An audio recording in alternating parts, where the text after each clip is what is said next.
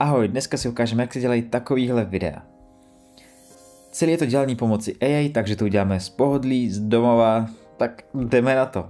Jako první je potřeba přejít na web Sora, ale není to zdarma. Ale dobrá zpráva je, pokud si platíte ChatGPT, tak Soru máte jako dárek. Co je nejlepší na Soře? Tak je to, že můžete generovat neomezený počet fotografií a videí.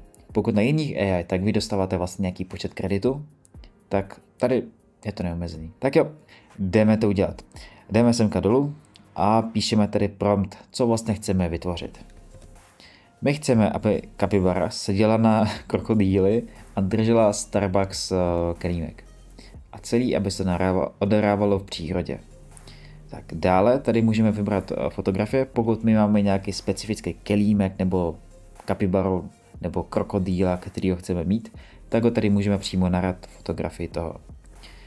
Dále vybereme, pokud chceme fotku nebo video, v našem případě fotku. Dále tady poměr stran, jaký chceme, bohužel tady není vlastně 9:16, což je takový stories format, reels format, takže já bych zvolil 2:3, ale záleží to, jaký poměr stran vy chcete. Dále vybereme, kolik generací chceme, aby to udělalo. Můžeme zvolit buď 1 nebo 2. Já bych vždycky volil 2, protože nikdy fotografie nebo generace nevypadá tak, jak bychom chtěli na první pokus. A čím víc generací děláte, tím větší pravděpodobnost je, že ta generace bude dobrá. A plus v Soře máte neomezený počet generací, takže čím víc, tím líp. Tak jo, a na preset bych teďko nešahal. To je na delší rozhovor. Tak jo, máme všechno, tak klikneme generovat. Máme tady první 2 generace. Za mě docela dobrý, je vidět, že je to kapibara, tady je krokodýl, sedí na něm, je to v přírodě a plus to, co je hlavní, když tady koukám na to logo úplně tady není nejlepší, ale tady vlastně to logo se povedlo víc za mě, takže já bych použil tady tu generaci. Tak, teďko je potřeba ji uložit. Teďko potřebujeme z fotografie udělat video, takže přijdeme na web Kling AI, mimochodem odkazy na všechny AI máte v popisku. Tak. Tady se zaregistrujeme, zase bohužel je to placení a tentokrát už je to na kredity, takže tady máte omezený počet generací měsíčně. Mimochodem předtím, než se pustíš do generací, tak můžeš zadat kód, který mám v popisku videa.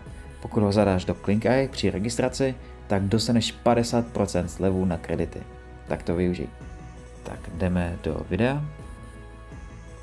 Super, a potřebujeme image do videa. Tak, teďkon. Zvolíme fotografii, kterou chceme začít. To, co vy dostanete z ChatGPT, tak bude ve formátu WebP, což je formát, který bohužel Kling nedokáže přečíst, takže potřebujete v Google napsat convert WebP to PNG nebo JPG. A dál fotografii, kterou už překonvertujeme, tak hodíme do Kling AI, počkáme, až se to načte. Super, máme ji tady. Taky můžeme vlastně přidat i finální fotku, jak by to mohlo skončit. Například, kdyby jsme chtěli, jako třeba tady s voňavkama, jako třeba tady s voňavkama, že jsem vygeneroval poslední frame, poslední snímek, že tady už se příkala voňavkou a první snímek, kde ji takhle teprve drží v ruce.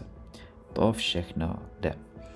Ale není to teď náš případ. A teď musíme napsat prompt, nebo vlastně nemusíme, ale pro lepší výsledek, aby Kling pochopil, co vy po něm chcete, tak je lepší ho napsat.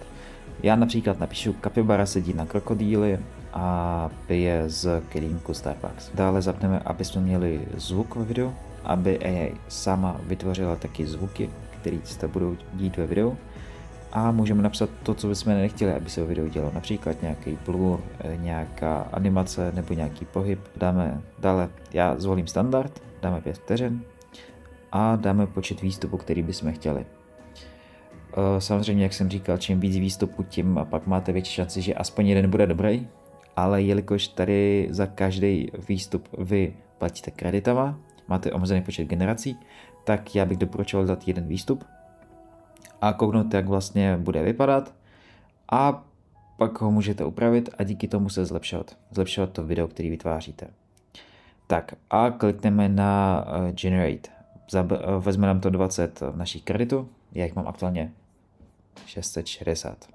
Tak hotovo, video máme. Pokud chcete i další videotutoriály, tak mi napište do komentáře. A pokud chcete i nějaký specifický, to, co vás přímo zajímá, tak mi můžete přímo poslat i odkaz na to videjko. A já natočím tutoriál, abyste vy věděli, jak to udělat.